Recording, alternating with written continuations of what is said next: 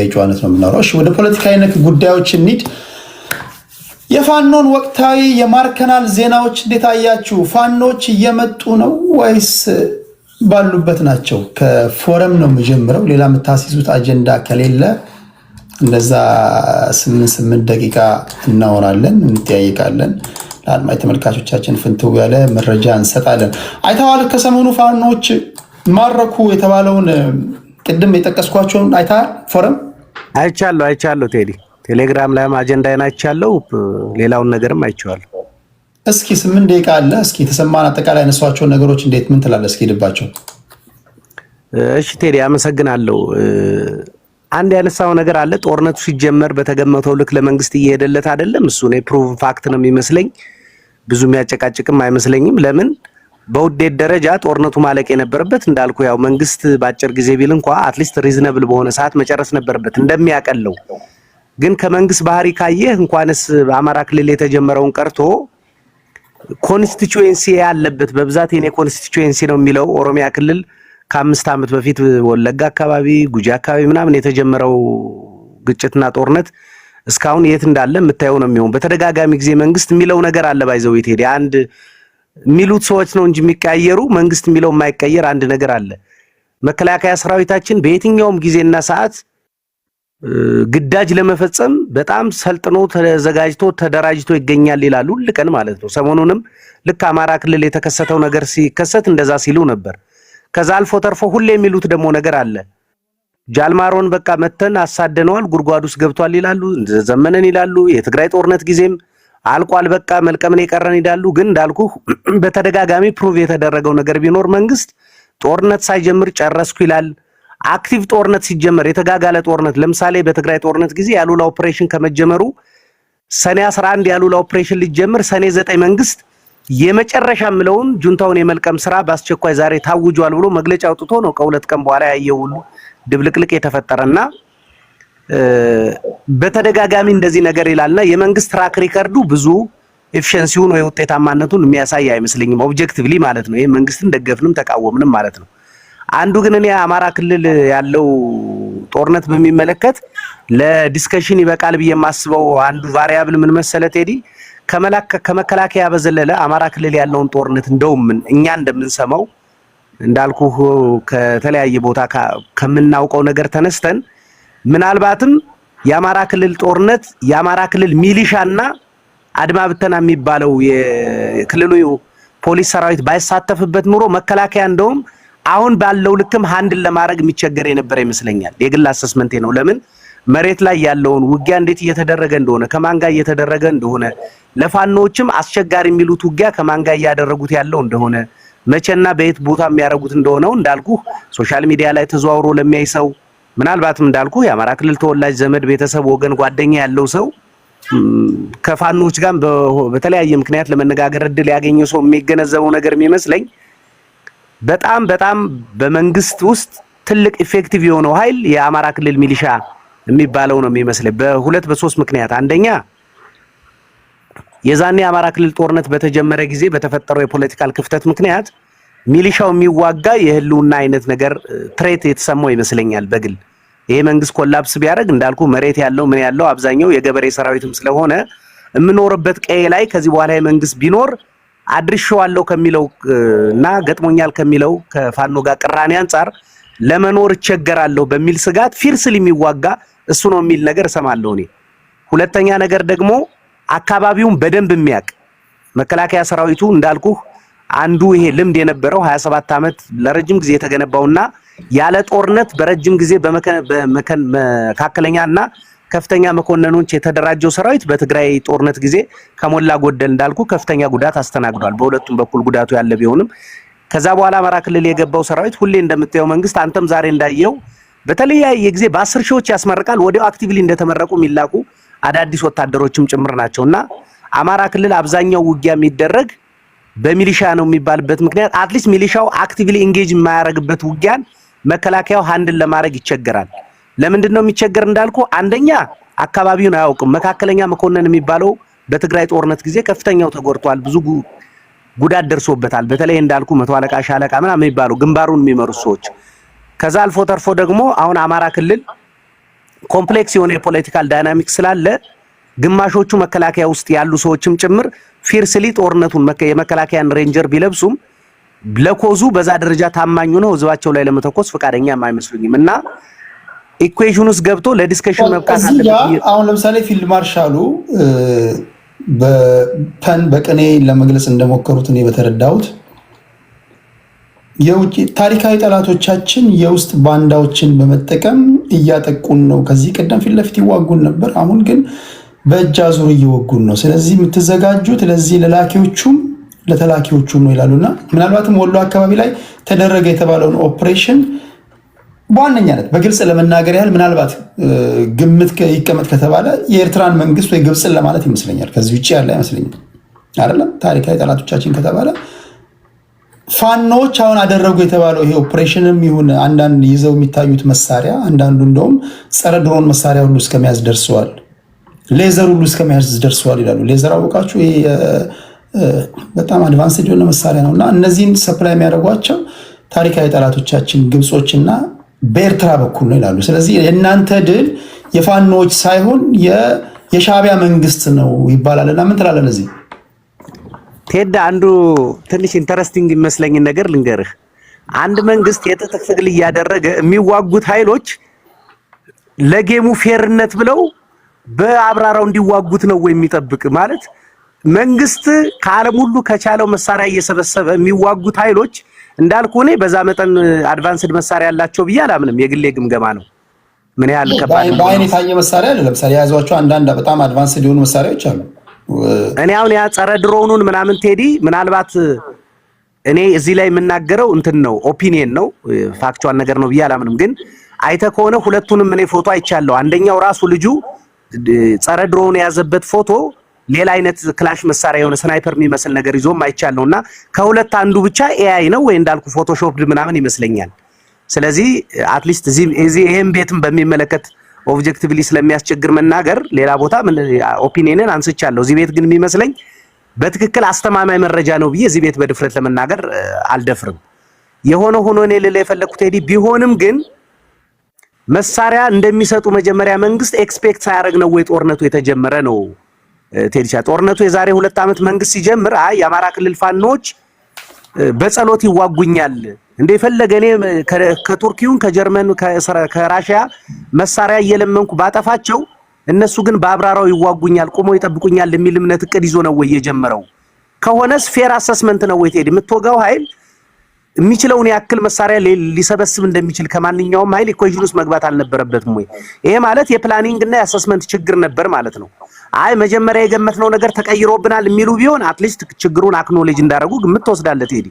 ግን አሁንም የሚሉት ጦርነቱ ሲጀመርም ገና እኮ ጦርነቱ እንደተጀመረ 2 ወር ሳይሆነው ነው ፋኖ የግብፅን ባንዲራ ይዞ እየተዋጋ ተገኘ የሚል የሆነ ቅስቀሳ ምናምን ነበር፣ ታስታውስክ ነበር። አሁን ምክንያታዊ አይደለም። አንተ ወይ የጎንደር ወይ የጎጃም ፋኖ ብድግ አድርጎ የግብፅን ባንዲራ ይዞ ጦር ሜዳ የሚገባበት ብዙ ኮንቪኒየንት ምክንያት ያለ አይመስለኝም። እና መንግስት በተደጋጋሚ ለምሳሌ በትግራይ ጦርነት ወቅት ቴዲ እኛ እንደተጋሩ ሻዕቢያንም ስናማ ሻዕቢያንም ስንወቅስ ታሪካዊ ጠላቶቻችን ናቸው እንባል ነበር። ሻዕቢያን ራሱ መውገዝ የዛሬ 2 ዓመት እኮ ለኢትዮጵያ እንደ ሀገር አፍራሽና እንደ ታሪካዊ ጠላት ያስቆጥር ነበር። የዛኔም ሻዕቢያ ታሪካዊ የኢትዮጵያ ጠላት ነው የሚል ተጋሩ ሁሉ ጠላት ነው ነበር። አሁን ደግሞ ድንገት ነገሮች ሁሉ ተቀያይረው እነጌታቸው የኢትዮጵያ ወዳጅ ሻዕቢያ ደግሞ ታሪካዊ ጠላት ሆኗልና ብልጽግና በባለፉት 5 ዓመታት በየ6 ወሩ ታሪካዊ ጠላት ስለሚከልስ ጠላትና ወዳጁን ስለሚከልስ ራሱ እየተከታተልክ የብልጽግና መንግስት ጠላት የማን ነው ሲል ማን ነው ለማለት ራሱ ለክትትል ያስቸግራል ቴዲ። ኦቨርኦል ግን እኔ እሺ እዚህ ጋር አንድ ጥያቄ ልጠይቅ። አንተ የቲዲኤፍ ወይም ደግሞ ትግራዋይ ነህ። ጀነራል ብርጋዴር ጀነራል ማን ናቸው? ምን ያሉትን ነው ቴዲ እንዳግዝም ነው? ማን ናቸው? ብርጋዴር ጀነራል ማን ናቸው? እነዚህ ታሞ የነበሩት ወደ እስራኤል ለሕክምና ተፈራ ማሞን ነው። ተፈራ ማሞ ከዚህ በኋላ የብልጽግና መንግስት ከቲፒኤልኤፍን ለመውጋት የሚሄድ ከሆነ ዝም ብለን ቆመን ዝም ብለን አናይም፣ እንከላከላለን፣ እንዋጋለን የሚል ነገር ተናግረዋል። አሁን ይሄን ንግግራቸው ላደመጠ ሰው ፋኖች ከቲፒኤልኤፎች ጋር አላንስ ፈጥረዋል ማለት ይቻላል? አይቻልም ቴዲ። አንደኛ ተፈራማሞ ያሉ የሚመስለኝ ቲፒኤልኤፍን ለመውጋት ያለ አይመስለኝም፣ ትግራይን ያለ ነው የሚመስለኝ። ተሳስቼ ከሆነ ታረማለሁ። ትግራይን ለመውጋት የምትሄዱ ከሆነ ያለ በቲፒኤልኤፍ እና በትግራይ መካከል መሀል ሀገር የተለመደ ነገር አለ። እሱ የተለመደ ነው። ያው ዞሮ ዞሮ ህዝብ ነው የሚባለው፣ ግን ኦብቪየስሊ የሚዋጉት ከቲፒኤልኤፍ ጋር ነው። ህዝባዊ ወያኔ ሓርነት ትግራይና ብልጽግና ነው የሚዋጉት። ግን ያው ህዝብ ተነካ በሚል ህዝብን እንደ መጠቀሚያ ወይም ደግሞ ህዝብን እንደከለላ ያለና የነበረ ነው። እሱ ችግር የለውም። ግን ዋናው ነገር በውስጥ ታዋቂነት መናገር የፈለጉት ህዝብን ሲሉ ምን ለማለት እንደፈለጉ ይገባናል። መንግስትም ለመዋጋት ሲሄድ ህዝብ ወጋለሁ ብሎ አይደለም የሚሄደው፣ ቲፒኤልኤፍ ጋር ዋጋ ብሎ ነው የሚሄደው። የጀነራሉ ንግግር ግን ምናልባት ከቲፒኤልኤፍ ጋር ላይ ምናልባትም በጽሁፋቸው አንድ መጽሐፍ አላቸው በአባታቸው ወገን እንደዚሁ ከወደ ትግራይ እንደሆኑ የተናገሩበት ፓርት አለ። እሱን እንተውና ፋኖ ግን እንደ ፋኖ ከቲፒኤልኤፍ ጋር በቁርኝነት እየሰራ ነው ማለት ይቻላል አይደለም? ቴዲ ባይዘዌ አንድ ስላነሳው አንድ ሲሊ ነገር ልንገር። ሰሞኑን ዲስከሽን ውስጥ ይዋለ ተፈራማሞ በቅድሚያቴ ነው በምንጅላቴ ከትግራይ ሰው ነበርኩ የሚለውን ሰው ከስንት ዘመን በኋላ ድንገት ገልጦ ሲያወጣ እዚህ ሀገር ፖለቲካው ኮሎኔል ደመቀ ዘውዱ እናቱም አባቱም የትግራይ ተወላጅ ይሁኑ አሁንም ትግራይ ያሉ ሰዎችን እንደ አማራ ተቀብለህ ምንጅላቴ ከትግራይ መጥተዋል ያለን ሰውዬ ትግሬ ነው ለማለት የሚሄዱበትን ርቀት ስታይ ያስቃል። እዚህ ሀገር ኦብቪየስሊ የሆነ የጠፋን ነገር አለ። የሆነ ሆኖ ተፈራማሞ ያለው ነገር እኔ ፐርሰናሊ አክሰፕት ማድረገው ነው ብቻ ሳይሆን በባለፉት 2-3 ዓመታት እኛ እንኳን በአቅማችን የሆነ አንደርስታንዲንግ ለመፍጠር ጥረት ስናደርግበት የነበረው ነገር ነው። ምንድነው ኦቨርኦል በአማራና በትግራይ መካከል ልዩነቶች አሉን። የማይፈታ በጣም የተወሳሰበ በዚህ 5 ዓመት ችግር አለብን። አሁን ግን ችግሩ አብይ ባለበት ተዋግተንም እንዲለይልን አልፈቅዳለ እኮ ቴዲ። ከኛ አንጻር ይኸው አማራና የትግራይ ሰው ተዋግቶም እንዲለይለት አብይ አይፈቅድም፣ ሰላም ፈጥሮም እንዲለይለት አይፈቅድም። እንዋጋ ብትልም አብይ ሲፈልግ በትግራይ በኩል ሆኖ አንዱን ይወጋል ወይ በአማራ በኩል አንዱን ሆኖ ይወጋል። ዳሜጁን ሰስተን ከማድረግ ችግሩን ከማባባሶች በመሰረታዊነት ችግሩን እንዲፈቱ አያደርጉም። በወለጋ በኩልም ተመሳሳይ ነው። ሲፈልግ አንዳንድ ቀን በኦሮሚያ ክልል በኩል ሆኖ አማራን የሆነ ፋኖን እያሳደድኩ ነው ይላል። መልሶ ደግሞ በአማራ በኩል ሆኖ ደግሞ ሸኔን እያሳደድኩ ነው ብሎ የወለጋ ህዝብ ግን ዋጋ ይከፍላል። ከዚህ አንጻር የተደረሰበት ድምዳሜ የሚመስለኝ የኔ አሰስመንት ነው ይሄ። አብይ ባለበት ሁኔታ በግራ በቀኝ ሳንተላለቅ ችግሩን በጦርነት በሰላም መፍታት ስላልተቻለ አንዴ ቃል እሺ ቴዲ መፍታት ስላልተቻለ አትሊስት ከነ ችግራችን አብይ የሚባለውን ነገር ማስወገድ ቅድሚያ የሚሰጠው ሁኔታ ነው የሚል መተማመን የተፈጠረ ይመስለኛል። መተማመን ማለት የዓላማ አንድነት ማለትና ፓርትነርሺፕ የተለያየ ነገር ነው። ለፓርትነርሺፕ የሚያበቃ ነገር አሁን መሬት ላይ የለም።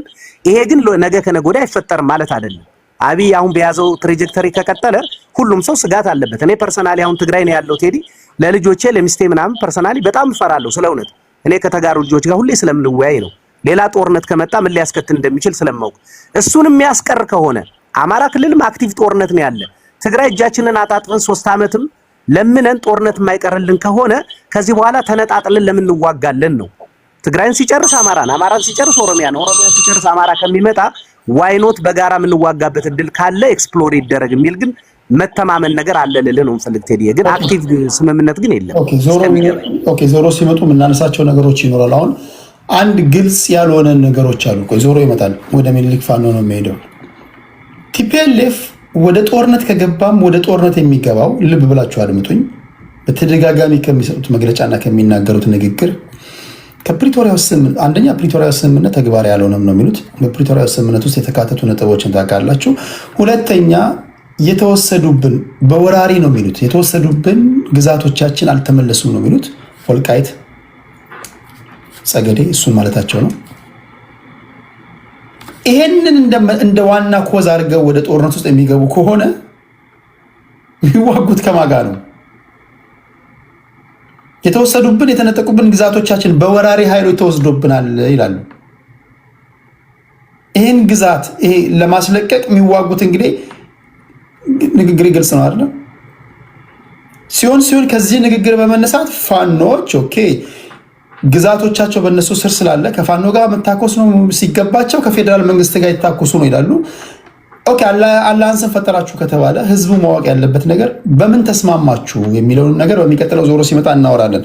ግን ዋናው ቲፒኤልኤፎች ከተዋጉም የሚዋጉት በወራሪ ኃይሎች የተነጠቁ መሬቶችን ለማስመለስ ነው። ጥያቄው የሚመለሱት ግዛቶች በማን እጅ ነው ያሉት? አሁን በማን እጅ ነው ያለው? እሱን እናወራለን። ሚኒሊክ ፋኖ 8 ደቂቃ አለ ወንድሜ። Thank you ቴዲዮሳ መጀመሪያ የነካውን ፖይንት ሐሳብ ስላልሰጠውበት ባጭሩ ያደረከው ነገር ጥሩ ነበር። ትራንስፓረንሲ ይጎላል። ብዙ ሰዎች በጣም ብዙ ዲያስፖራዎች ገንዘባቸውን እያወጡ ወደማይሆን ቦታ እየሄደ ለግለሰቦች ጥቅም እየዋለ ስለሆነ የተወሰነ በጋዶ ዓለም የሚሰራውን ሸዋሸዋ የሚያሳይ ነገር ማቅረብ ጥሩ ነው። ፌር እና ባላንስ የሆነ ሆስት ሆነ ሁሉንም ለማስተናገድ ዶክመንቶቹ እንዲወጡ ያደረከው ነገር ጥሩ ነው። እስከ መጨረሻው በሄዱበትና ተጠያቂነት ቢኖርም ጥሩ ነው። አሁን ዞር ማለቱ አይ ቲንክ ታይማችንን ኢንቨስት አድርገን ለሰማነው ሰዎች ጥያቄ ነው የሚፈጥርብን። ኤኒዌይስ that's not my concern though። እኔ አሁን ደቂቃን ፖዝ ላድርገውና በእንትኑ ጉዳይ ላይ ዞር አልልም። እኔ በአቋሜ እቀጥላለሁ። ዞር የሚሉ የሚንሸራተቱም አይመስለኝም። ከዚህ ጋር በተያያዘ ነገ በነገራችን ላይ ነገ በኢትዮጵያ ሰዓት አቆጣጠር ከምሽቱ 3 ሰዓት ጀምሮ ተሙ በዚህ ጉዳይ ላይ አንገት ለአንገት ተናንቆ ብቻውን ሲለፋ የነበረ ልጅ ነው። ተሙ ብዙ ዶክመንቶችን ይዞ ይመጣል፣ ብዙ ማስረጃዎች ይዞ ይመጣል። ዮኒ ማኛ አለ፣ ፍራኦል ይመጣል፣ ሌሎችም ጥያቄ ያለን የምትሉ ሰዎች ትመጣላችሁ። ይሄን ማወቅ አለባችሁ። ስለዚህ የነገ ሰው ይበለን። ነገ 3 ሰዓት ላይ ቦታውን መጨረሻ ሰዓት አካባቢ ላይ በቴሌግራም አሳውቃችኋለሁ የት እንደሆነ። እስከዚያው በትዕግስት ጠብቁ። ዶክመንት ያላችሁ ዶክመንታችሁን እያሰናዳችሁ ጠብቁ። ሞስት ፕሮባብሊ ቦታው የሚሆነው ዮኒ ማኛ ጋር ነው የሚሆነው። ለማንኛውም እነግራችኋለሁ። ሚኒሊካችን ቀጥል። የሚሰራው ነገር ወንጀል ነው እና ደግሞ ይሄ ቪክቲምለስ ክራይም አይደለም። እነዚህ ሰዎች ችግሯቸው አደባባይ ወጥተው የጠየቁት ሰዎች ገንዘቡ እርዳታው በአግባቡ የማይደርሳቸው በተሰጣቸው ልክ የማይደርሳቸው ከሆነ ወንጀል ነው፣ ግፍ ነው። ግፍ ከመሆንም አልፎ ተጠያቂነት መኖር ያለበት ወንጀል ነው። ይሄ ተጎጂ ያለበት ወንጀል ስለሆነ ፍትህም ማምጣት ሆኖ ሊታይ ይገባል። በብዙ በተለያየ ምክንያት በተፈናቀሉ ወንድሞቻችን ስም ከመንግስት እስከ ቀበሌ ምናምን እስከ ቲክቶከር እርዳታ ያለ ገንዘብ እየወሰደ እንደማያደርሳቸው የምናውቀው ሀቅ ነው። የምንችለው ቦታ ላይ አካውንታቢሊቲ ብንፈጥር ጥሩ ነው። ስለ ተማረኩት የብልጽግና ወታደሮች የኢትዮጵያ መከላከያ ሰራዊት ሆነን ብለው የተመዘገቡ ግን እውነት ለመናገር አባይ ግድብን ከመጠበቅ ውጪ ምንም አይነት ሀገር ድንበር የማስከበር ተልእኮ ወይ ግዳጅ የሌላቸው ኢትዮጵያ ውስጥ ከራሳቸው ህዝብ ጋር እርስ በርስ እንዲዋጉ የተፈረደባቸው የኢትዮጵያን ዳር ድንበር ሳይሆን የኢትዮጵያን ህዝብ ስፔሻሊ ደግሞ የአማራን ህዝብ የህልውና ጥያቄ አልሰማም ጆሮ ዳባ ልበስ ያለ አልሰማችሁም ያለ መንግስት ወንጀሉን እንደውም ከህወሓት በበለጠ ቀጥልበታለሁ ያለው መንግስት የአማራን ጥያቄ ለመደፍጠጥ አማራ ክልል የላካቸው የለበሱት ዩኒፎርም የሀገር መከላከያ የሚሰሩት ተልእኳቸው ግን በዘር ላይ የተመሰረተ የዘር ጥቅምን አስከብራለሁ የሚል ኮንስቲቲዩሽን ያለው የዘር የበላይነትን የተላበሰ መንግስት በሚልካቸው ተልእኮ ከራሳቸው ህዝብ ጋር በሁሉም አቅጣጫ እየተዋጉ ነው። ስፔሻሊ አማራ ክልል ውስጥ ሲደረግ የቆየው በጣም ሰፊ ጦርነት እዚህ ውስጥ ደግሞ ያው ዋና ተሳታፊዎቹ እነ ብርሃኑ ጁላ እንግዲህ ፕሮፋይል ላይ ማየት ትችላላችሁ። ዋና ትዕዛዝ ሰጪዎቹ ፈላጭ ቆራጮቹ ከአብይ አህመድ ጀምሮ ልክ በህወሓት ጊዜ ሲደረግ እንደነበረው በአንድ አካባቢ በአንድ ዘር ሰዎች ከላይ ሆነው የደሃን ልጅ የሚገብሩበት ስልጣናቸውን ለማቆየት ነው። እነዚህ ሰዎች የመጡት ከዛ ውስጥ ከህወሓት ጋር አብሮ ያልሰራ ከአብይ አህመድ ጀምሮ ከህወሓት ጋር አብሮ ያልኖረ ህወሓት ቤት አድጎ ያልመጣ የለም። ሁሉም ከዛ ነው የመጡት። የዘረኝነት ተረኝነት ነው እያስቀጠሉ ያሉት ያላቸው። ይሄ አማራ ላይ ሲሰራ የነበረው ትርክት ከጥላቸው ከምኑ አልፎ ንቀቱ ይሄ አዝማሪ ትምክህተኛ ተረት ብቻ ነው የሚለው ነገር በጀነራሎቹ አፍ በሌላ ቋንቋ ሲናገሩት እናያለን። ሱሪውን እናስወልቀዋለን ብለው ገብተው ለ2 ዓመት ማን ሱሪውን ሲያወልቅ እንደነበረ በአይናችን አይተናል። በ3 ወር ጨርሰዋለሁ። በ2 ሳምንት ያልሰማነው ቁጥር የለም። ያ እስከዛሬ ድረስ የሰጡን ታይም ላይን ቢደመር ጦርነቱ ሲካሄድ ከነበረበት ከ2 ዓመት በላይ አልፎ 5 ዓመት ይደርሳል የሰጡን ታይም ላይን። ይሄን ጦርነት ጨርሰው የሚወጡበት የነገሩን ውሸት እየወጡ ለህዝቡ የሚዋሹት ውሸት፣ ለወታደሩ የሚዋሹት ውሸት፣ ፋኖ አልቋል ጥቂት ነው የቀሩን እየለቃቀምናቸው የሚል የንቀት ይሄ የ30 40 ዓመት አማራን ጥያቄውን አለመስማት ብቻ ሳይሆን ትጥቅ ይዞ ሲመጣ እንኳን ንቀታቸው ንቀት በአደባባይ እየተናገሩ ነው። በተግባር ግን ማን እየሰራ እንደሆነ እያየን ነው። በተግባር ማርከው የማረኩትን ደግሞ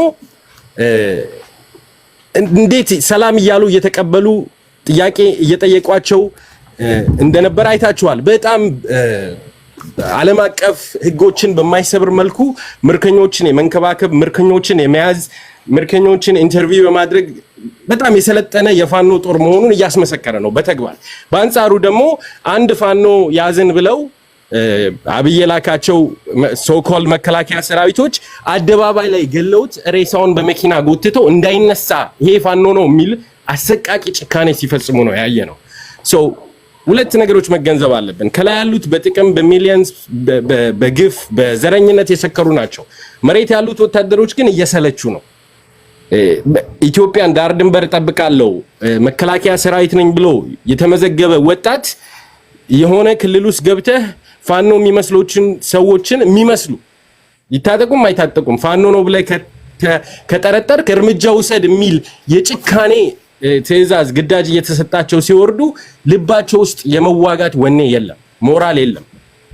እንግዲህ አብይ አህመድ ስልጣን ላይ ከመጣ ጀምሮ መከላከያው ኢትዮጵያን የሚጠብቅ ነገር ወይንም በሰላም ቁጭ ያለበት ጊዜ የለም።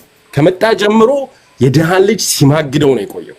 አማራ ክልል ያሉት አሁን የተሻለ አማራጭ የሚወስዱ የመከላከያ ሰራዊቶች እያየን ነው።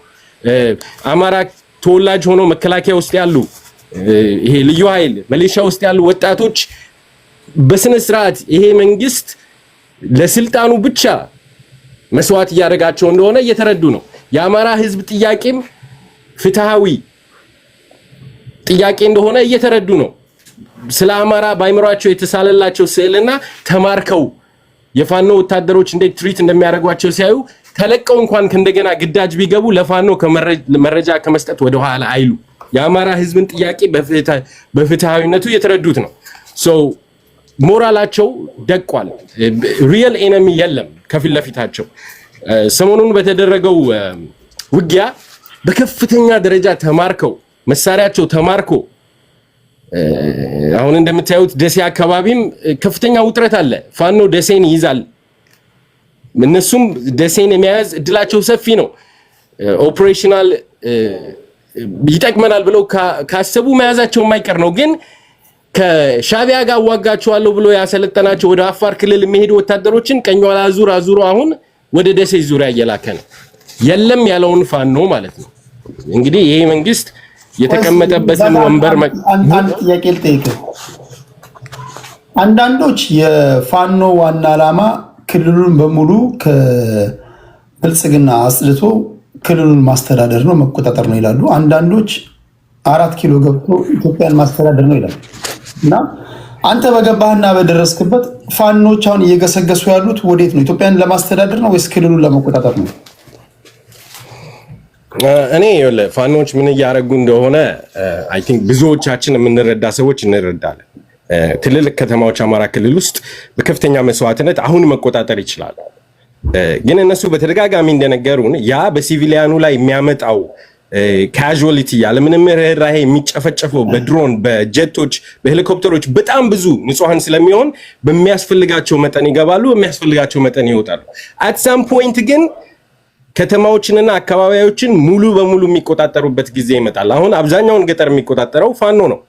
ከተማዎች ውስጥ ይሄ ዴንስ ፖፑሌሽን ሴንተር የሆኑት ቦታዎች ላይ ብዙ ሺህ ሰው የሚኖርበት ቦታ ላይ ጦርነት ቢደረግ እንኳን ያለው ኃይል ለህዝቡ አይቆረቆርም። ይህንንም ጠንቅቀው ያውቃሉ። ኢንዲስክሪሚኔትሊ ንጹሃን እንደሚጨፈጭፍ ያውቃሉ። ጥያቄን ለመመለስ አማራ ክልልን ኦፍ ኮርስ የሚቆጣጠርበት ጊዜ ይመጣል። አልቲሜትሊ ግን ይሄ መንግስቱን ስርዓቱን ሙሉ ለሙሉ መጣል ነው።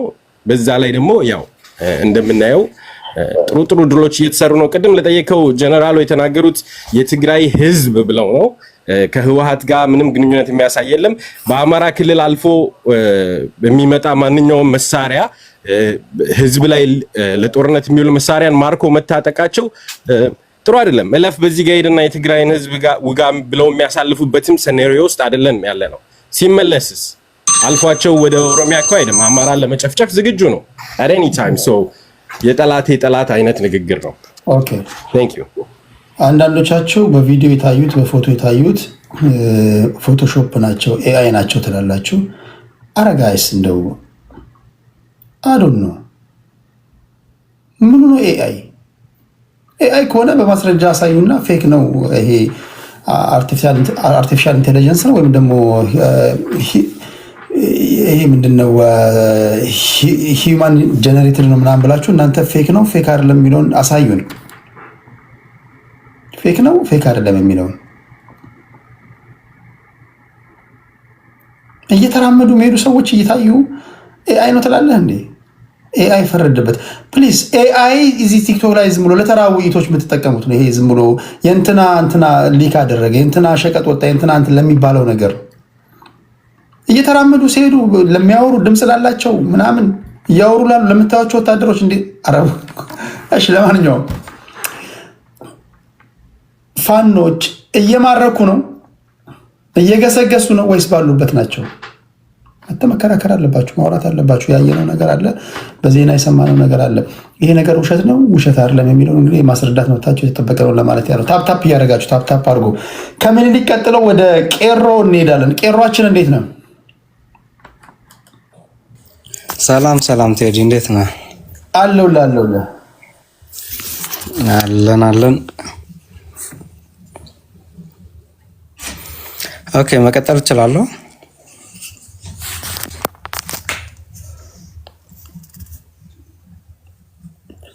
ሚዩት ነህ ቴዲ? ያንተ ነው። ላስፋላችሁ እንደዚህ ኦኬ እንዲህ ላድርግላችሁ። አማሮች በዙ፣ ፋኖች በዙ መሰለኝ። ኦኬ ታፕታፕ አድርጉ፣ ኮፒ ሊንክ ሼር አድርጉ። 6 ሰው 5 ሰው ነበር ያልኩት። አንዳንድ ጊዜ ድንገት ሳታስቡት ወዳጆቻችሁ ተከታትለው ይመጣሉ። ጽድት ያለ ውይይት እናደርጋለን ብዬ ተስፋ አድርጋለሁ። ሁላችሁም ግን የሚያወሩት ወሬ ወደ እናንተ ቶሎ እንዲደርስ እኔ ያለሁበትን ቦታ ታፕታፕ አድርጉ፣ ታፕታፕ እያደረጋችሁ። እሺ ቄሯችን ወደ አንተ ልምጣ።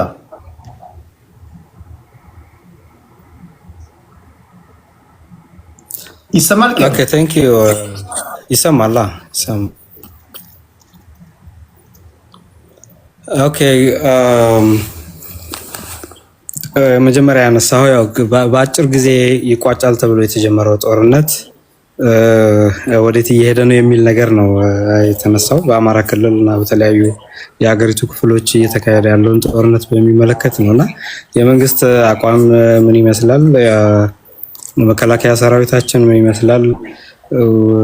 የትጥቅ ትግል እያደረጉ ያሉ አካላት ምን ሁኔታ ላይ ነው ያሉት የሚለውን ከማንሳቴ በፊት ይሄ ስርዓት ወደ ስልጣን መንበሩ ከመጣ ሰዓት አንስቶ ለተከታታይ 7 ዓመታት የተካሄዱ በሀገሪቷ ላይ የተካሄዱ ቀውሶችን በሚመለከት ከየት ተነስተን የት ደረስን የሚለውን ነገር በጥቂቱ መዳሰስ ያስፈልጋል ብዬ አምናለሁ።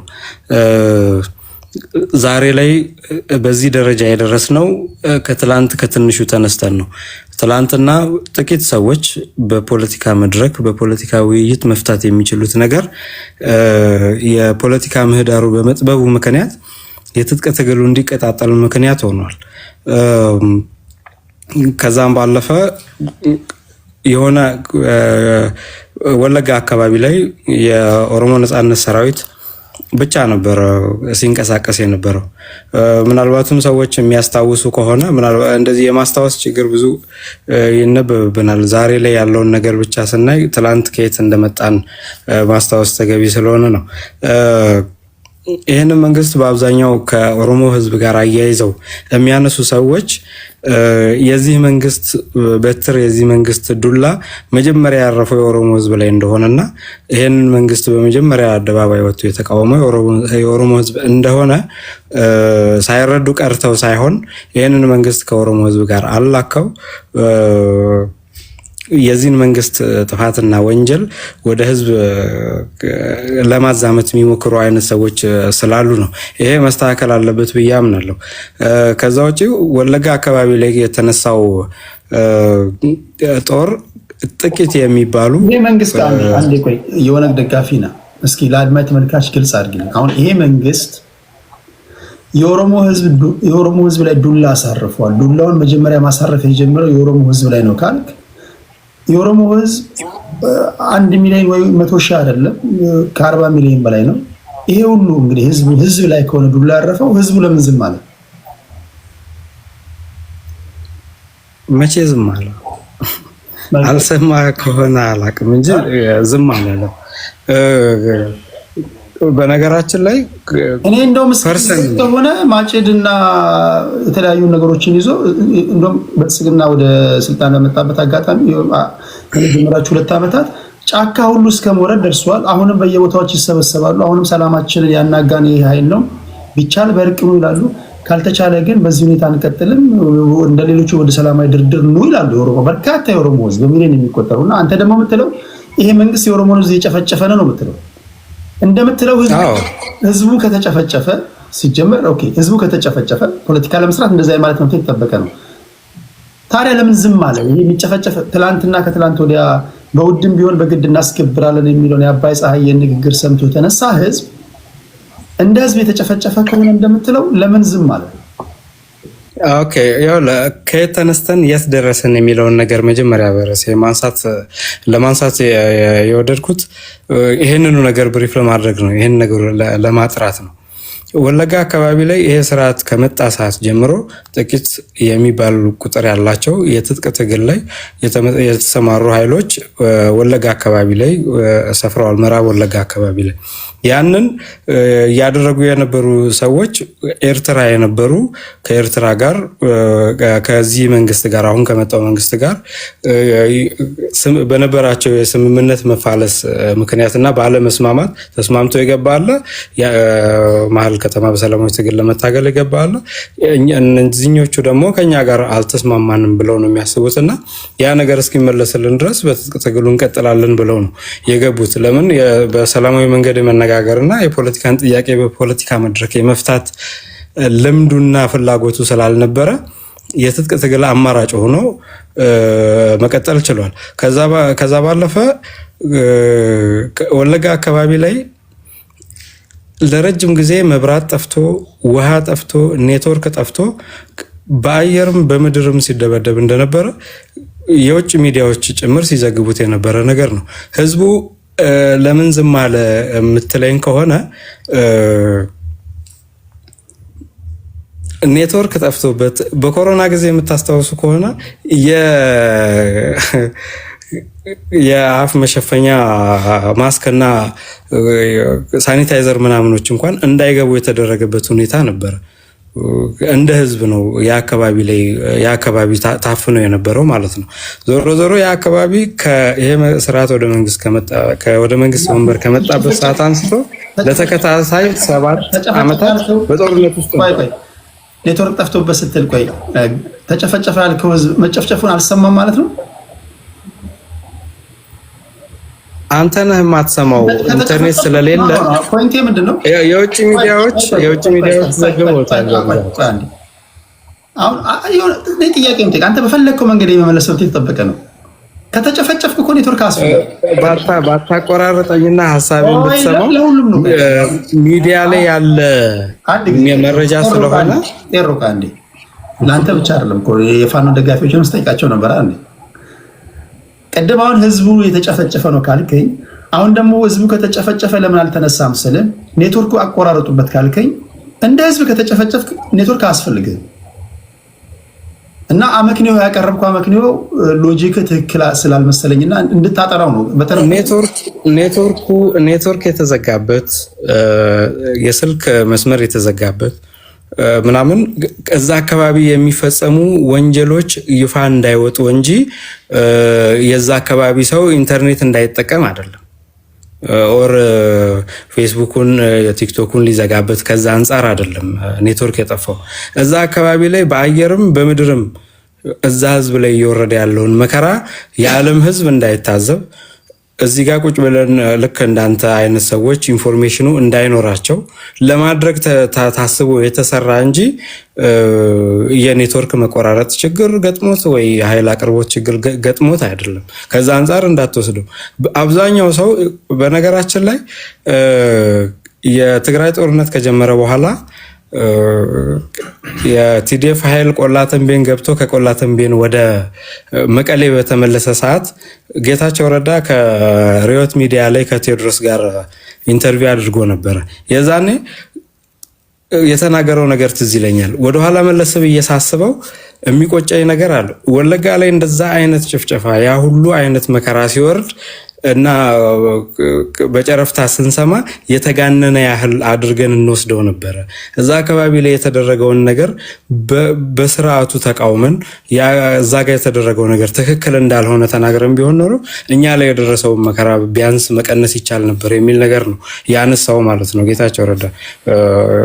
ዩቲዩብ ላይ ያለ ነገር ስለሆነ ማየት ይቻላል እና ይሄ ከየት ተነስተን የት ደረስን የሚለውን ማሳያ ተቀስልብያ ቄሮ አንዴ ስናገር አድመጠኝ በእናትህ። ወይ እኔ ጫጫታ በጣም ነው ያስጠላኝ። በመሃል ስለገባሁብህ 2 ደቂቃ ሰጥቻለሁ። ሰዓት አልቋል ግን 2 ደቂቃ ሰጥቻለሁ ልልህ ነው። 2 ደቂቃ ጨምሬ እላለሁ ቄሮ። ኦኬ በሁለቱ ደቂቃ ለማለት የምፈልገው ነገር ምንድነው? በአጠቃላይ ኢትዮጵያ ላይ እየተደረገ ያለው የሰላማዊ ትግል ፖለቲካም ሆነ የትጥቅ ትግሉ በዋናነት ሀገርንና ሕዝብን ከአብይ አህመድ ስርዓት ከብልጽግና ስርዓት መታደግና ማዳን የሚል ነው እኔ እንደምገነዘበው። ስለዚህ የትጥቅ ትግል ላይ ያሉ አካላት የህዝባቸውን ጥያቄ ይዘው ፋኖን ብለው ሲዲኤፍን ብለው ኦላም ብለው የህዝባቸውን ጥያቄ ይዘው ጫካ የገቡ ናቸው።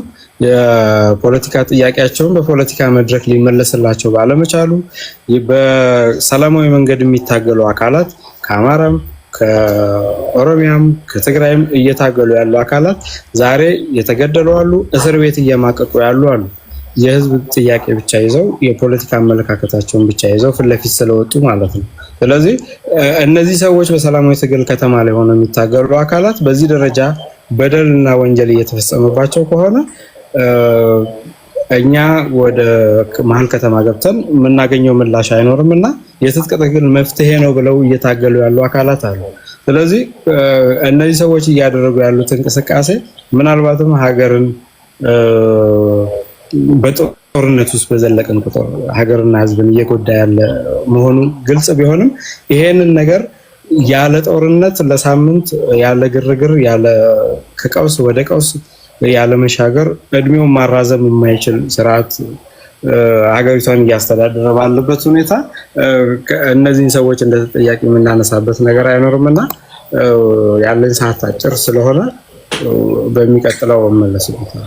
ኦኬ አንድ ሊሆን የሚችል አሁን ስናወራ ሊሆን የሚችል ነገርም ለአድማጭ ተመልካች ግልጽ ብናድርግ፣ ለምሳሌ በግልጽ ለመጠየቅ ያህል በዚህ አጋጣሚ ለኦሮሞ ብሔር ተወላጆች እንኳን ለኢሬቻ በዓል በሰላም አደረሳችሁ።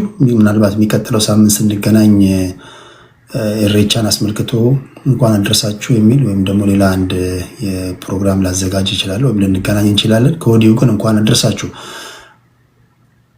አሁን ካለው የተሻለ የምታመጡላቸው ምንድን ነው?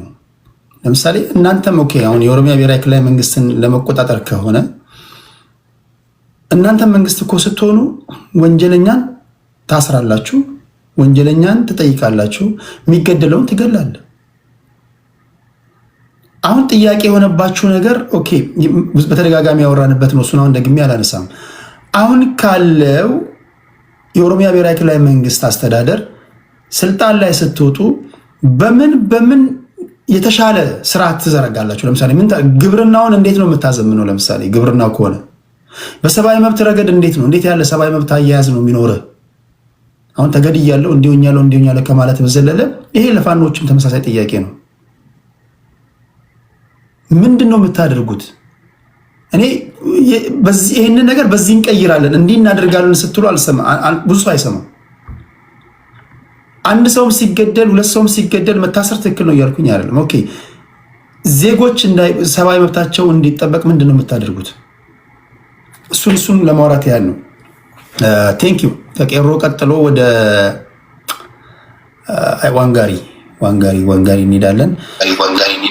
ታፕ አርጉ። እንዲሁም ደግሞ ለክርስትና እምነት ተከታዮች እንኳን ለመስቀል ለደመራ በዓል በሰላም አደረሳችሁ። ተከብሮ አልፏል። ሁለቱም የሀገራችን ቱባ ባህሎች ናቸው። ለእምነቱ ተከታዮች በሙሉ እንዲሁም ደግሞ በድጋሚ ለኢሬቻ እንኳን በሰላም አደረሳችሁ። ዋንጋሪ 8 ደቂቃ አለን። ቴንክ ዩ ቴዲ፣ እንኳን አብሮ አደረሰን። ኢትዮጵያዊነት ማለት ይሄ ነው። አንዱ አንዱን ሲያከብር ነው። አብሮነት ማለት ይሄ ነው። ለመልካም ምኞትህ በጣም አመሰግናለሁ። እንግዲህ በጣም እናሳዝነን። አሁን በዓለም ያሉት 192 ወይ 193 ወይ 191 ዓለም ሀገራት ውስጥ 4 ሀገራቶች ናቸው በስልጣን ላይ ያለን መንግስት በኪላሽ አፈሙዝ ካላወረድን ብለው የሚታገሉ። አንዷ ኢትዮጵያ ናት፣ ሱዳን፣ ማይናማር እና ሴንትራል አፍሪካ። በዓለም ካሉ 190 ምናምን ሀገራቶች ውስጥ ሞኖፖሊ ቫዮለንስ መንግስት አለው። ጠማማ መንግስት ይሁን፣ ሸፋፋ መንግስት ይሁን፣ ዲሞክራት ይሁን፣ ዲክታተር ይሁን፣ ንጉሳዊ መንግስት ይሁን፣ መንግስት ሞኖፖሊ ቫዮለንስ አለው። መንግስት ቃል የገባን ፈጽመ ህዝብ ትልቅ ፓወር አለው። ህዝብ ይቀይራል።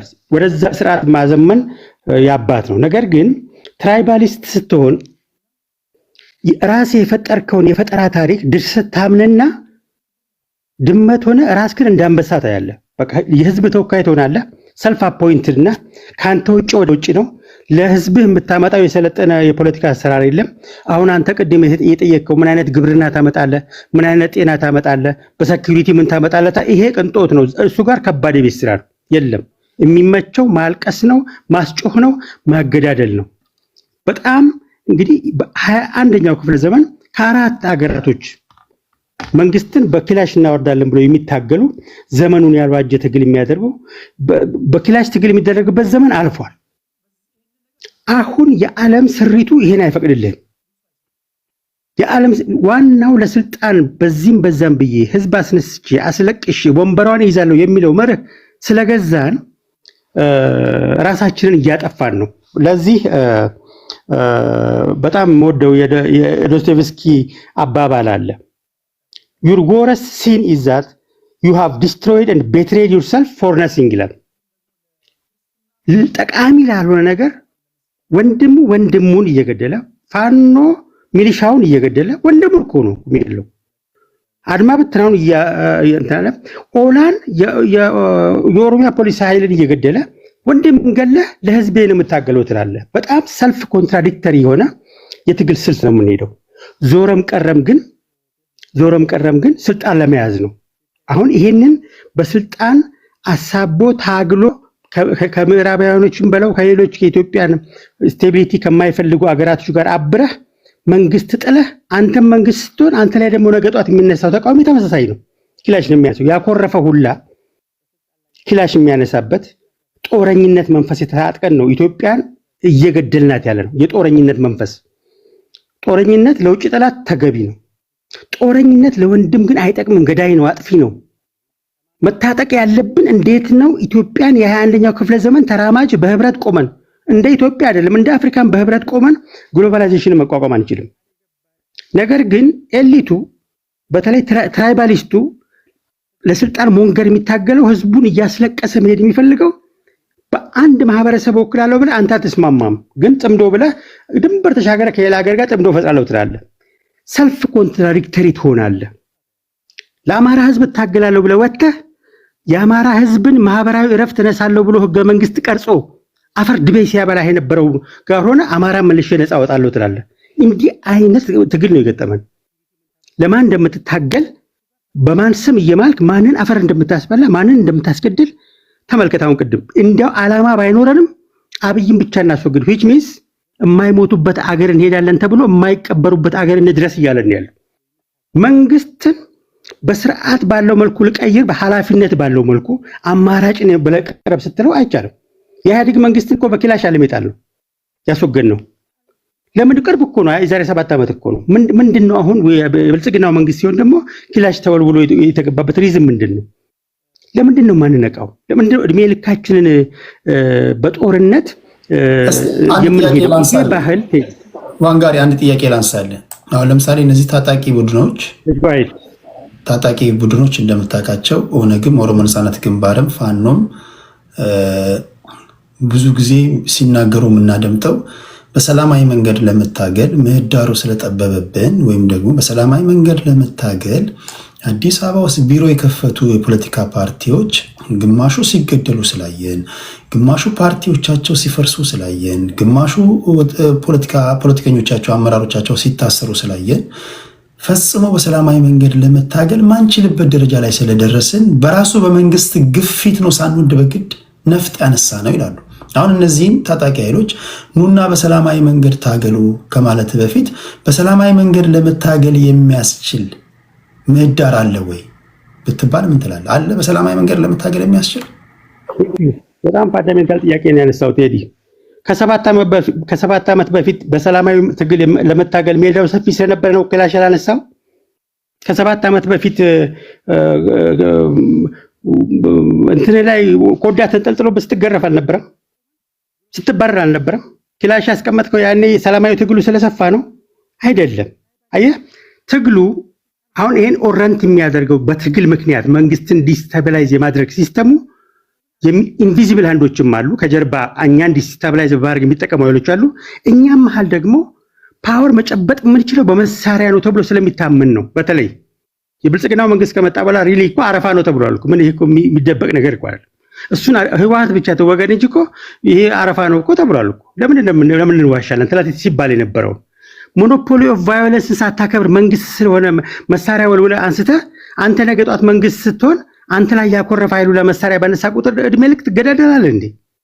ይሄ እኮ የትም አያስኬድም። ባይዘው ወይ ይሄንን መርህ ለመቅረፍ ምህዳሩን ለማስፋት አስፋም ለማለት መንግስትን አንተ መሳሪያ ስታነሳ ለመንግስት ማንዴት ሰጠው። አየህ መንግስትን ከትችት አወጣኸው።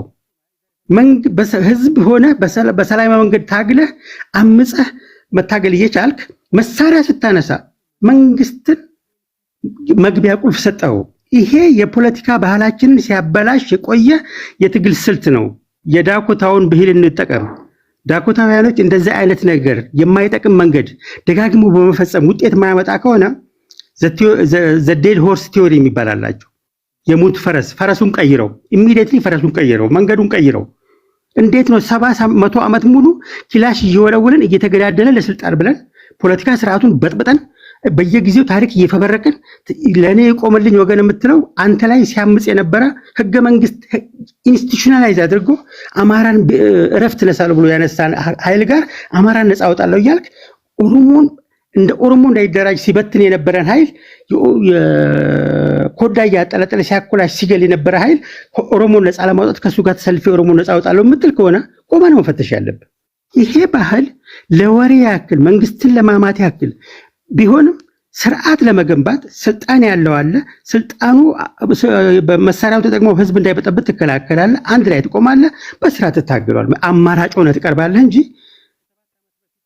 እያለቀስክ እያስለቀስክ መልሰህ ደግሞ አንተ ራስህ የገደልከውን ለፖለቲካ ያዋልክ ከዚህ አዙሪት የምንወጣው አሁን በያዝነው መንገድ አይደለም።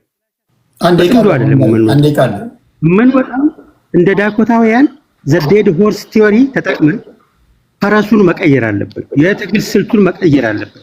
በ21ኛው ክፍለ ዘመን በግሎባላይዜሽን ዘመን እንኳን ኢትዮጵያ ሆነ አይደለም አፍሪካ እንደምትሆን አትቋቋሙም። ከኢኮኖሚክ ኮሎናይዜሽን መውጣት እንዴት ይታገሉ? ለምሳሌ መንገዱን ይቀየሩ ስትል እንዴት ይታገሉ? ኢህአዴግን በምን ታነው? ሲቪል ዲስኦቢዲየንስ ነው ኢህአዴግ የተጣለበት። ለምሳሌ ሲቪል ዲስኦቢዲየንስ ተስማምተህ አንድ ሆነ እኔ ስልጣን ካልያዝኩ ብለህ ነው የሚያጣለው። ለምንድን ነው ፋኖ አንድ ሆነ ያውቃል? አንድ ባንድ እየፈታተሽ ናቸው። ለፍ ኢህአዴግ በሲቪል ዲስኦቢዲየንስ ተጣለ። እሺ አሁን ያለው መሪ ደግሞ የከተማውን ግርግር፣ ድራማውን፣ ጨዋታውን ሁሉ አውቃለሁ፣ ጠንቅቄ አውቃለሁ፣ በልቻታለሁ አለ። በምን ይታገሉ? በሰላማዊ መንገድ መንገዱ ተይዟል። በምን ይታገሉ? እስኪ በዚህ መንገድ ይሄዱ የምትለው አለ የመፍትሄ ሀሳብ? ይኸውልህ ቴዲ እዛች የመንግስትን አገላለጽ አይ ቲንክ ሚስኮት ያደረገው መስለኝ። መንግስት ያለው ከውስጥ ይሄ ሪፎርም ያደረግነው አሁን እኮ እኔ የለውጥ መሪ ነኝ ምናምን ነኝ ባለ ካልኩሌተር ነኝ ሲል የነበረው እኮ ወጣቱ እጁ ላይ እንዳልነበረ እኮ በተግባር አየን እኮ። ማ ሲመራው እንደነበረ ወጣቱ ከውስጥ ሲያደራጀው እንደነበረ የመጨረሻ በመሀል አለግባብ ሀቂቃውን እናወራለን። በፊት በኢህአዴግ ጊዜ ይሄ 1 ለ5 የሚባል ጠርነፋ ታውቃለህ? አሁን ባለው ነባራዊ ሁኔታ ለህዝባዊ እምቢተኝነት ራሱ ምቹ አይደለም። በየጉራንጉሩ ካሜራ አለ። በየጉራንጉሩ ማን እንደሚሰልል አይታወቅም። ብዙ እያንዳንዱ ሰው በ4 እና በ5 ሰላይ ቁጥጥር ስር እንዳለ ነው የሚነገረው። ኦኬ የሆነ ሆኖ ግን አሁን ያለው ነባራዊ ሁኔታ ሲጀምር ታጣቂ ኃይሎች ወይም ደግሞ ኦፖዚሽን ፓርቲዎች እንዴት መታገል እንዳለባቸው በዚህ በኩል ታገሉ ልትላቸው አትችልም። የመንግስት ደጋፊ ከሆንክ አንተ የመንግስትን ነው መደገፍ ያለብህ እንጂ እነሱ በመረጡት የመጫወቻ ሜዳ ላይ እነሱ ናቸው የሚያዋጣቸው የሚያውቁት። ግን ካነሳው አይቀር እኔ የምጠይቀኝ በሰላማዊ መንገድ የሚደረግ የስልጣን ሽግግር ነው የምደግፈው። ጦርነትን አልደግፍም በታምር። ነገር ግን ለነሱ ፌርነስ አሁን እነ በቴ ኡርጌሳ ሲገደሉ ካየ፣ እነ ክርስቲያን ታደለ ሲታሰሩ ካየ፣ እነ ደሳለኝ ጫኔ ሲታሰሩ ካየ፣ እነ መራራ ጉዲና እንደዚሁ ሲታሰሩ ካየ፣ እነ መራራ ጉዲና ራሳቸው በተደጋጋሚ ጊዜ ተናግሬዋለሁ። እንግዲህ መራራ ጉዲና ጉምቱ ፖለቲከኛ ናቸው። ረጅም ዓመት የቆዩ ሰው ናቸው። ለመጀመሪያ ጊዜ እኔ በታሪኬ ከመራራ ጉዲና ተስፋ የቆረጠ ንግግር የሰማሁት በዚህ ዓመት ነው። እኔ እንኳን ነፍጥ ስለማንሳት እያሰብኩ ነው የሚል ንግግር ቪኦኤ ጋር ያደረጉትን ሰምታችኋል። እንግዲህ ፕሮፌሰር መራራ ጉዲና በጣም የተከበሩ ሰው፣ በሰላማዊ ትግል የሚታወቁ ሰው መሯቸው ይሄን ካሉ ሌሎቹን ደግሞ አንተ ሳላቸው። ይሄ የሆነው በማስተት ነው። መንግስት ምናልባት የመጫወቻ ምህዳሩን የፖለቲካ ምህዳሩን ስላጠበበው፣ ሁለተኛ ጫካ ነፍጥ አንግበው ያሉ ሰዎች ወደ ከተማ እንዳይመጡ ከተማ ላይ እየሆነ ያለው ነገር ስለሚያዩ አይደለም ወይ እዛው ያወጣን በምንወጣው እንወጣለን ብለው እየተታኮሱ ያሉት? ስለዚህ ኑ ስትላቸው ምን አዘጋጅተህላቸው መተው እንዴት ፖለቲካውን ይስሩ? 2 ደቂቃ ልጨምርልህና ወደ ሌሎች እንሄዳለን። ጥያቄው ራሱ ከ2 ደቂቃ ይበልጣል፣ ግን መልሱ 2 ደቂቃ ያንሳል። እሺ ኤኒዌይ ልሞክረው። ይኸውልህ ቪክቲም ሆናል ራስህ ቴዲዬ። የፖስት ትሩዝ ፖለቲካ ነው ዓለምን እየመራ ያለው፣ ኢትዮጵያንም እያሰቃያት ያለው የፖስት ትሩዝ ፖለቲካ ነው። ለምሳሌ ዶክተር መራራ ፕሮፌሰር መራራ በኢህአዴግ ዘመን 4-5 ጊዜ ምርጫ ተወዳድረዋል። ምርጫው ፌር ስለነበረ ነበር የተወዳደሩት። ልክ የብልጽግናው መንግስት ሲመጣ ደግሞ አይኔ አልወዳደርም አሉ። በኢህአዴግ ዘመን የብሔራዊ እርቅ ሲሉ ነበረ። ብልጽግና ሲመጣ ግን ኢህአዴግ የምን ብሔራዊ እርቅ ማን ተጣላና ሲላቸው ነበር። እሳቸው ግን በመጽሐፍ ጭምር ብሔራዊ እርቅ ሲሉ ነበር። የብልጽግና መንግስት ሲመጣ ግን የብልጽግና መንግስት ደጋፊ ሆኜ አይደለም፣ ፕሮፌሽናሊ መደገፍ ስለማልችል አልደግፍም። በደግፍ ግን ብልጽግና ነበር መደግፈው። ከኢትዮጵያ ፓርቲዎች ደግፍ ብባል ፕሮፌሽናሊ ስለሚገለቀለኝ አልደግፍም። ነገር ግን ፕሮፌሰር መራራ እንዴት የፖስት ትሩዝ ፖለቲካው አንተንም ራሱ ጥያቄን እንድታንሸዋረር ያደረገ? ፕሮፌሰር መራራ በኢህአዴግ ዘመን ፍሪ ኤሌክሽን ስለነበረ ነበር ሲወዳደሩ የነበሩት። በኢህአዴግ ዘመን ብሔራዊ እርቅ እያሉ ሲጮሁ መጽሐፍ ሲጽፉ የነበረው ከማን ተጣላና ነው ብሔራዊ እርቅ የምትለኝ ሲል የነበረው ኢህአዴግን። ልክ የብልጽግና መንግስት ብሔራዊ እርቅ ሲል እኔ አልሳተፍም የሚለው ጨዋታው የቱ ጋር እንደሆነ ከኋላ ኩክ እንደሚያደርገው እንዲያውም የፕሮፌሰር መራራ ንግግር አረጋጋጭ። ፕሮፌሰር መራራ ጉዲናን የሚያህል ፖለቲከኛ እሳቸውም በቲፒኤልኤፍ ወይም ደግሞ በኢትዮጵያ ታሪካዊ ጠላቶች ተጠልፈዋል ነው የምትለው? ምን ጥርጥር አለው? የምጥርጥር አለው? አንተ ፖለቲከኛ ስትሆን በኢህአዴጉ ዘመን ምርጫ ፌር አይደለም እያልክ እየተወዳደርክ በፕሮሰስ ማዳበር ነው እንጂ ያለብህ። ይሄ እኮ ሁለት እያጣቀስክ እኮ አይቻልም ቴዲ። ጥያቄውን ፍሬም ስናደርግ አንዳንድ ጥያቄዎች ፍሬም ሲደረጉ መልሱን ያጠፋሉ። አንዳንድ ጥያቄዎች ፍሬም ሲደረጉ ኢልሞቲቭ ይኖራቸዋል። አንዳንድ ጥያቄዎች ፍሬም ሲደረጉ የምንፈልገውን ነገር እንዳናገኝ ከላላ ይሆኑብናል። ለምሳሌ አሁን ጥያቄውን ፍሬም ያደረግበት ነገር ፕሮፌሰር መራራን የመሰለውን ያክል ምን ነበር ሲደረግ የነበረው? ልክ ብልጽግና መንግስት እንደተቋቋመ እኮ ለምን ኢህአዴግ ፈረሰብኝ እኮ ብሎ ሲል የነበሩት እኮ ኢህአዴግ ሲቃወሙ የነበሩ ፖለቲከኞች ነበሩ።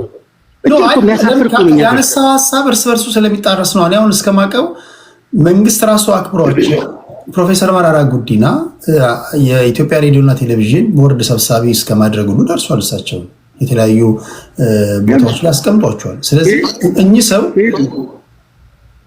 አንተ ፕሮፌሰር መራራ እውቀት የላቸው ምን አልኩ? ልምድ አላቸው፣ እውቀት አላቸው፣ ይከበራሉ፣ ምንም ጥርጥር የለውም። ግን እሳቸው እምቢ ያሉበትን ሪዝን ከጀዋር ጋር ተጋብተው የተፋቱበትን ሂደቱን ስትመለከተው ከዛ በፊት ሲያደርጉት የነበረውን ትግል የቀየሩበትን ሂደትን ከግምት አስገባ ልልን የፈለኩ። ጥያቄን ፍሬም ስታደርግ ፕሮፌሰር መራራን ስታንዳርድ ካረክ ትሳሳታለህ። ፕሮፌሰር መራራ ለምሳሌ ኦሮሞ ቤተመንግስት ከገባ ወይ ሀገሪቷ ትፈርሳለች ወይ ኦሮሞ ይፈርሳል ብሏል። ይህን ትቀበላለህ ማለት ነው? ይሄን ማለቱን አልሰማህም? ኦሮሞ ቤተመንግስት ከገባ ወይ ኦሮሞ ይፈርሳል ወይ ኢትዮጵያ ትፈርሳለች ማለቱን አልሰማህም? እኔ እንደዛ ማለታቸውን አልሰማሁም። የሚኒሊክ ቤተመንግስት የሚገባ ካለ ምንድነው የተናገሩት ንግግራቸው?